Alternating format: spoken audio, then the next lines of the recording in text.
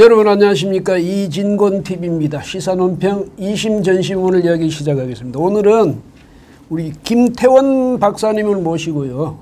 이 문재인 정권의 그 새해 문재인 정권 전망 뭐 이렇게 해서 좀 말씀드릴까 합니다. 후생가외라는 말씀 아시죠? 예, 뭐 학문의 뭐 후배라든지 아니면 또 뭐 인생의 후배도 마찬가지죠.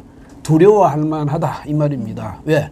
그분들에게는 이 가능성이 무한히 열려 있기 때문에 두려워할 만하다 이런데 저야말로 이 김태원 박사를 뵈면서 후생가외 이런 생각을 합니다. 그래서 젊은 학자로부터 우리 정치 현실 여기에 대해서 어떤 인식을 갖고 계시나 이것도 들어보고 또 같이 올 한 해 문재인 정권을 또 전망도 해보고 이런 시간을 갖기로 했습니다. 김 박사님 고맙습니다. 와주셨어요. 네, 예. 안녕하세요. 김태원입니다. 예, 네. 예. 김 박사님은 또 이런 유튜브도 좀 자주 나가시잖아요. 아니요. 뭐 이제 제가 아무래도 좀 국제법을 전공을 하면서 외교안보 이슈에 좀 관심이 있다 보니까 이제 이인배 박사님과 함께 이인배 TV에서 이제 외교안보를 공부도 하고 또 같이 고민도 하고 이제 이렇게 많이 배우고 있습니다. 예, 근데 이인배 TV가 김태원 박사를 영입한 이후에 상당히 활성화돼가지고 이인배 박사를 요즘 뵈면 그냥 입이 여기 어디 귀에 걸렸다 뭐 이렇게 돼 있습니다. 근데 오늘은 이제 우리 국내 정치를 가지고 좀 이야기하십시다. 예. 네, 그래서 뭐 개인적으로 좀 국내 정치 이슈는 더 좀 더 한 뭐 청년이기도 하고 제가 개인적으로 궁금한 것들이 많아서 아무래도 많은 얘기를 좀 듣고 또 이렇게 배울 수 있을 것 같습니다. 예, 그런데 이제 우리나라에서는 특히 정치에 관한 한 국민 모두가 전문가입니다. 그래서 국민 모두가 저도 그렇지만 모르는 것도 없고 또 별로 또 아는 것도 없고 이런 상황이 되는데 왜냐하면 워낙 이제 이 우리 국내 정치가 이 굉장히 뭐랄까 다이내믹하잖아요. 다이내믹하고 이러니까 거기에 대해서 또 보면 진실도 별로 없는 것 같고 그렇다고 전체가 거짓이냐면 그것도 아닌데 근데 우리 이 국내 정치가 보면 정치권에 있는 사람들이 국민들이 생각할 때는 참 좀 진지하지 못하다 뭐 진실되지 못하다 자꾸 이런 이제 이미지를 갖고 있거든요. 그래서 새해에는 모든 정치인들이 좀 진지한 그다음에 진실된 그런 정치를 좀 해주면 좋겠다 이런 바람을 갖고 있습니다. 그런데 우리 이제 곧 4월 15일 날 제21대 총선이 이제 치러지지요. 네, 맞습니다. 그런데 현 정권이 문재인 정권이 여기다가 말이죠. 무슨 사활을 걸고 있는 것 같이 그렇게 하거든요. 이번에는 완전히 이 21대 총선을 통해서 그 의석을 그냥 거의 다 이제 독점하겠다. 거의 그런 의사를 좀 밝히고 있는 걸로 좀 일으키는 맥락들이 좀 적지 않습니다. 그래서 그것 때문에 이제 그렇게 해가지고 권력 기반을 강화하겠다. 이런데 문재인 대통령의 임기가 어떻습니까? 이제 뭐 반환점 넘기고 나서 이제 본격적으로 이제 3년 차인가요? 네. 아니 그럼 그분은 뭐 앞으로 계속 할 건 아니네. 그래도 뭐 또 이번 총선을 기점으로 그 다음번의 대선까지도 이제 민주당이 좀 더 힘을 잘 받아서 가지고 가보겠다. 약간 이런 기본적인 마음에서 오히려 이렇게 더 마음을 더 앞서 나가시는 게 아닌가라는 생각이 좀 드네요. 네. 그렇죠. 그러니까 과거에 같이 어떤 개인 통치권자가 앞으로 자기 임기를 계속 늘려가면서 뭐 영구 집권하겠다 그런 욕심은 아니지만 우리 편, 우리 편이 영구 집권하도록 하겠다 욕심은 이제 마찬가지죠. 사실 따지고 보면. 그래서 그것 때문에 제가 생각할 때는 이 공수처법 이것을 또 강행해가지고 통과시켰고 저는 참 이해가 안 되는데 그게 준연동형 비례대표제 이거는 세상에 없는 해괴한 제도거든요. 네, 그래서 뭐 많은 패널분들께서도 방송에서도 그렇고 뭐 언론에서 다 똑같이 하는 얘기가 이 제도에 대해서 정확하게 과연 인지를 하고 있는 사람이 몇이나 될지 모르겠다 이런 게 중론이더라고요. 근데 지난 4월에 그 심상정 정의당 대표가 이제 그때 정개특위 위원장 하지 않았습니까? 그러면서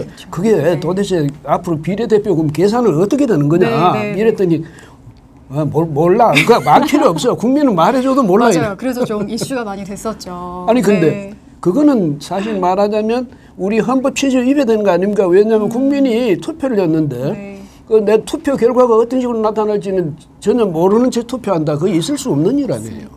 그러니까 양심이 없는 사람들이죠. 그래서 근데 그런 면에 있어서는 이 사람들이 참 너무 무리를 범한다 이런 생각이 드는데 저는요, 그 문 대통령이 왜 집권한지 아까 말씀하셨듯이 이제 반환점을 돌아섰는데 그런데도 여전히 저렇게 이 싸움닭 같은 꼭 그런 식이에요. 네. 대통령이 겉으로 네. 이미지는 네. 아주 점잖해 보이고 또 말도 뭐 그렇게 많이 하지 않고 예. 네.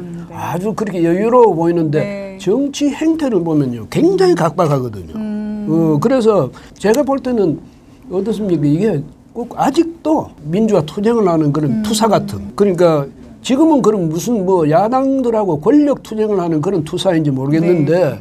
이렇게 하고 있으니까 옛날에는 그런 말이 있습니다만은 정권을 국가를 네. 그러니까 천하를 네. 말 위에서 잡을 때는 말 위에서 잡을 수 있지만 그러나 그 천하를 다스리는 거는 네.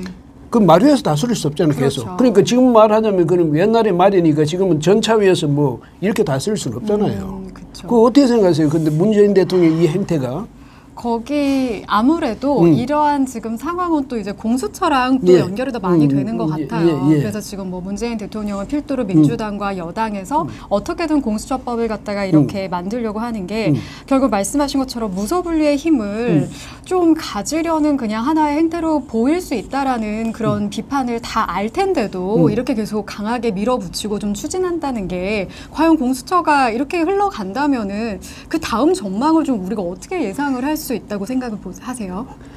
그러니까 이 공수처를 네. 이제 이게 만든 것이 사실은 이 검찰은 헌법에 그 근거가 있거든요. 네. 예. 그런데 공수처는 헌법에 아무런 근거가 없지 않습니까? 그러면 그렇죠. 네. 헌법에 근거도 없는 기관을 만들어 가지고 네. 헌법에 근거가 있는 기관 위에다 얹어놓고 예? 그러니까 그렇죠. 그야말로 지금 무소불위의 권력을 대통령이 그 칼자루를 쥐고 행사하겠다 이런 식이 되는데 네. 대통령은 일단 집권을 했으면 네. 그다음에는 이제 국가 발전이라든지 국민의 뭐 행복 증진이라든지 네. 국민의 안전이라든지 이런 걸 생각해가지고 정말 책임지고 경세가로서 또 경영자로서 네. 이렇게 국가를 경영해 나가야 될 텐데 여전히 팔 걷어붙이고 지금 말이죠 큰 칼, 뭐 공수처라는 그 엄청스러운 큰 칼을 휘두르겠다 이러는데 그 어떻습니까? 혹시 예. 좀 연관돼서 또 떠오를 만한 인물들이 지금 이 공수처 관련해서 뭐 송철호 울산시장 이제 문제도 될 수 있고 또 윤석열 검찰총장을 처음에 이렇게 임명하면서는 또 굉장히 지금과 분위기가 달랐잖아요. 이렇게 검찰과 정부가 이렇게 대립각을 세울 거라고는 본인들은 오히려 더욱더 여권 입장에서는 생각을 못했던 것 같은데 그런 이슈를 이 공수처로 뭔가 좀 더 달라지게 할 수 있고 뭔가 더 이렇게 이롭게 본인들한테 갈 수 있다라고 생각을 해서 자꾸 이런 모습을 보이는 건 아닌가라는 네. 좀 염려가 되더라고요. 네. 그러니까 윤석열 총장을 처음에 네. 임명장 줬을 때는 뭐 우리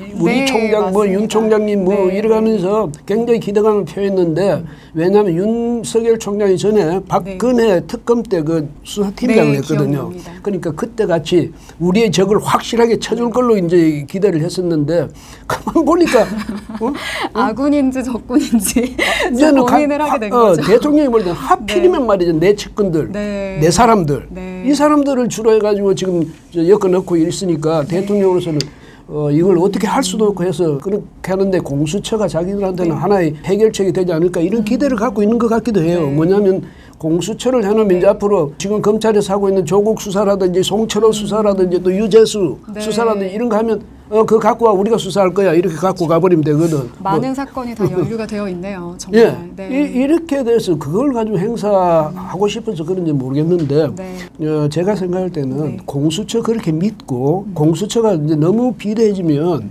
그래서 앞으로 만약에 거기서 이제 유재수라든지 뭐 조국이라든지 송철호 이 사람들이 그 덕분에 공수처 덕분에 만약에 면제가 돼버린다든지 이래 되면 이게 누구 불행이 되겠습니까?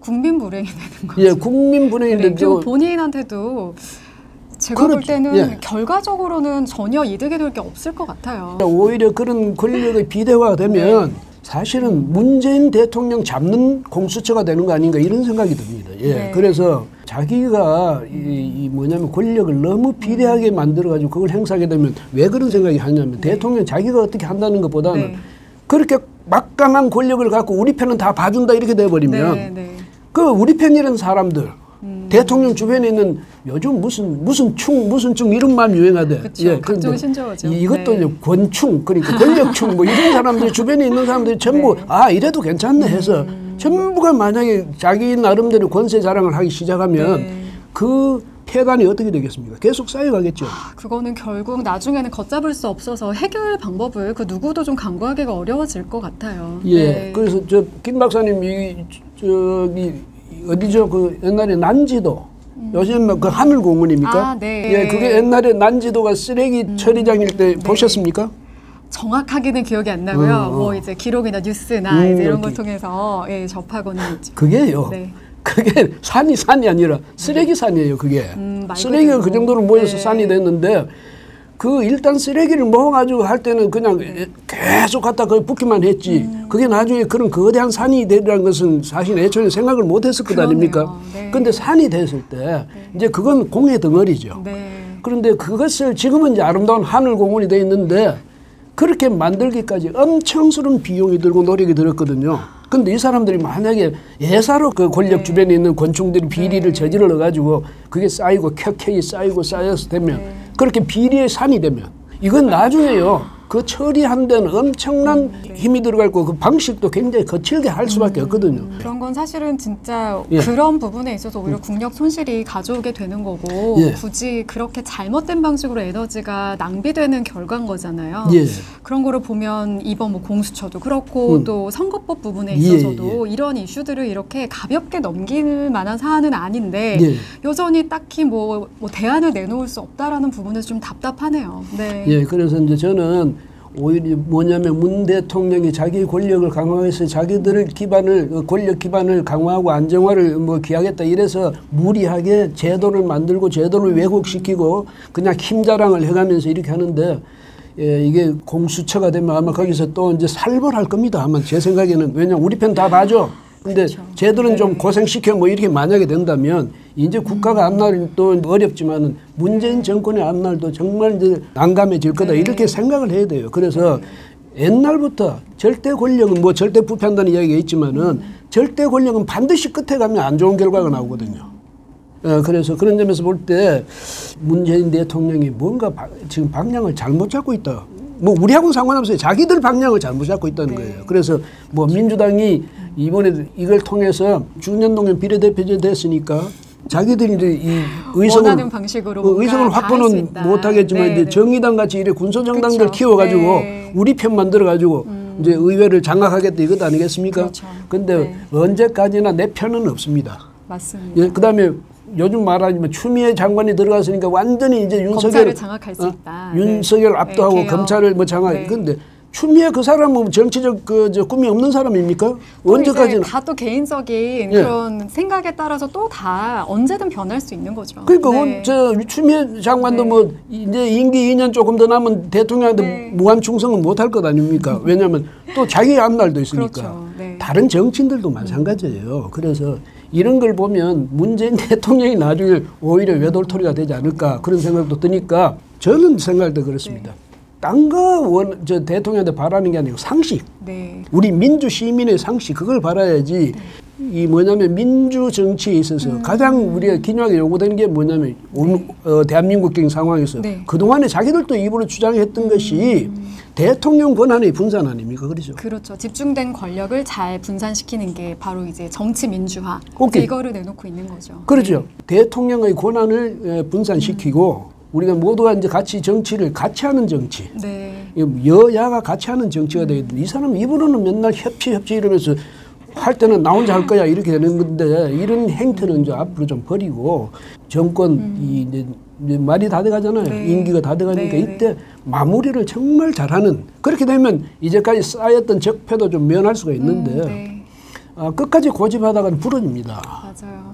말씀을 들을수록 정치가 정말 생물이니까 오히려 문재인 대통령도 그렇고 지금의 청와대도 그 부분이 언제나 바뀔 수 있다라는 거를 좀 염두에 두고 상식에 좀 준하는 좋은 태도를 좀 신년에는 보여준다면은 좀 더 정치가 좋은 모습으로 그나마 좀 가까워지지 않을까라는 개인적인 생각이 좀 드네요. 그래서 저도 이제 권하고 싶은 게 더 나아가지 마라. 너무 무리하지 마. 그 정도에서 그치라고.